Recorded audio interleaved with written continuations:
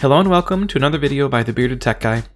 In this video, we will be going over how to replace the battery on the iRobot Roomba i7 or i7 Plus robot vacuum cleaner. For this, you will need a Phillips head screwdriver and the replacement battery. To get started, make sure the Roomba is off and flip it upside down. You'll probably want to place it on a soft surface like a blanket or towel. Next, remove the brush from the Roomba by unscrewing it. The screw is attached to the brush, so once it's fully loosened, pull up on the brush to remove it.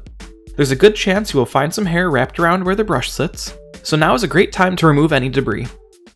Afterwards, loosen the 5 screws around the outside of the i7. These screws also stay attached, so you are only loosening them.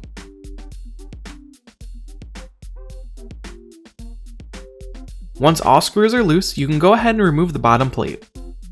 Doing so will provide better access to the wheel wells as well as the battery compartment. Feel free to carefully remove any debris that might be around your wheels or any other moving components while the cover is off. Next, remove your old battery. To do this, pull the tab at the center of the battery while also pulling up on the battery.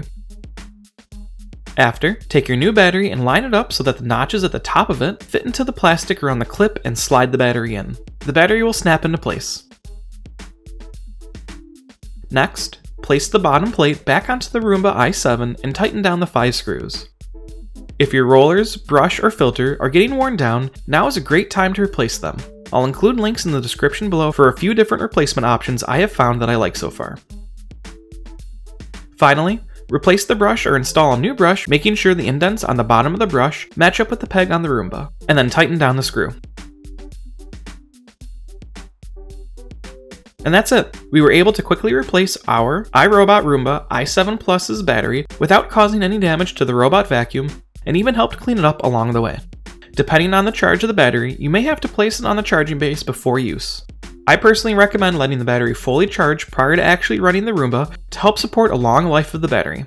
I'd love to know how your experience with the Roomba i7 or i7 Plus has been so far, so let me know in the comments below, and if you have any questions, don't hesitate to ask. Thank you for watching.